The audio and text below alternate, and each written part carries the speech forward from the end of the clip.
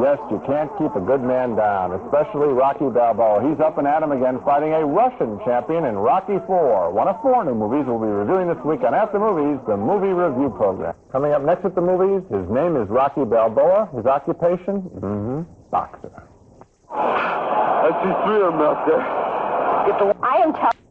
As most everyone knows by now, in Rocky IV, Rocky Balboa, the working man's hero, fights a machine-like Russian champion named Ivan Drago. How tough is Drago? This tough.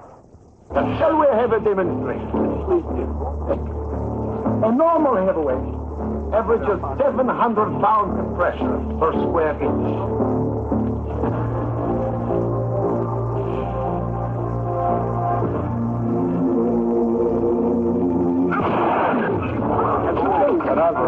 Drago averages 1,850 pounds. So the result's quite obvious. And what results are those?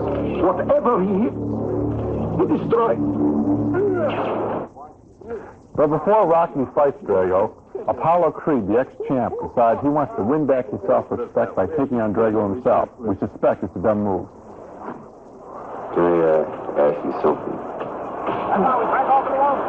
So, the fight you're having against the Russian, you think maybe it ain't against him? If it's not him, Stallion, who's it against? But you think maybe it's like you against you? What do you think? No, I think you're really onion brain damage. That's what I think, Stallion. Well, maybe, but really, I'm speaking the truth here, pal. Are you? I don't think I want to hear this, Stallion.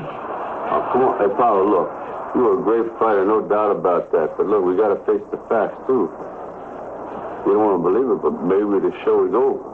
And that's easy for you to say. You're still on top. Of course, Drago beats Apollo. If Drago lost, think about it. He'd be back in Russia and the whole movie would be over. Instead, he creams Apollo, and early on in their fight, he's whipping Rocky. What's happening out there? He's winning. I see 3 of them out there. Get the one in the middle. Right. Get the one in the middle. Yeah. Imagine this.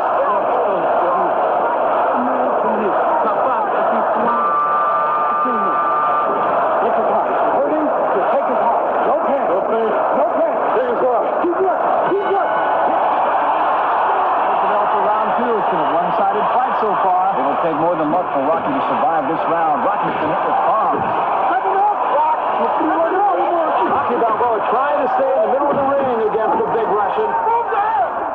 Now, this may surprise you, but I really like Rocky IV a lot. That does surprise me. I'm amazed. Well, then I'm going to be amazed at you. Let me explain why. Okay. I knew what was going to happen in this picture. I mean, everyone knows what's going to happen in this picture, yet I got caught up in both of its fights. I even got a little bit caught up. This is almost embarrassing to admit. In the 15th round of that fight, I thought somebody's going to play a trick on me. I got caught up in it. I enjoyed Rocky's brief moments with his wife and his son, which I had wanted in Rocky III and didn't get enough of. In fact, my only complaint is that there weren't enough of those scenes in this Rocky IV. The original Rocky worked because of its love story, I think, as well as its boxing. And Stallone, the writer and director, has de-emphasized the love angle throughout all of the series, and to their detriment. But what he does know how to do, and this is what makes this film work, is create a great, colorful villain.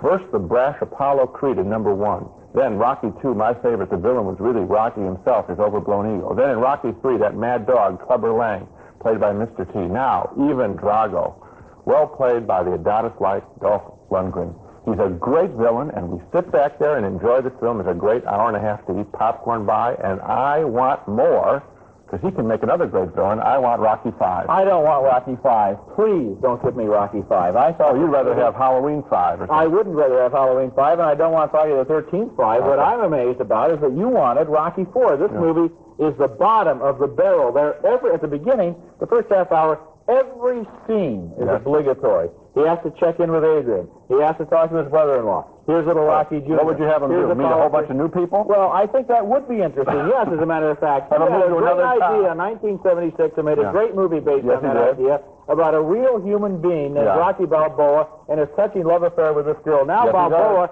has turned into this egotistical monster who takes over the entire movie. The other little people in his life have their run-ons. Then there's the fight at the one-third mark where somebody loses, and the fight at the two-third mark where Rocky wins. This movie is absolutely formula. It is predictable. It is uninspired, and it is not exciting. And even the fight at the end, which usually works for me, didn't work this time. Roger, you've liked some of the others in the series too, so they've been formula. As a matter of fact, I have. And you knew exactly what's going to happen then. That's right. And I'm telling you that this time, this villain, we've complained about Clint Eastwood not coming up with great villains. We've complained with the James Bond series not coming up with great villains. It's a common flaw. Let me ask you one question. Tell me, is Ivan Drago a good villain or a bad villain? Let me ask... no, answer that one first.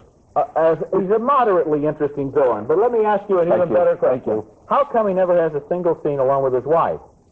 The woman who does all of his speaking for him. How come she's such a big character and has 9 times more dialogue than he has? Because he's supposed to be stolid and a tough Russian. He punched, she talked. Maybe it's because she's played by Stallone's girlfriend. I think she did a nice job. Because I think if he'd been allowed to take over all of that dialogue and be more of a character, it would have been a lot better than him sitting there silently while Bridget Nielsen has all of the best lines. I don't think so.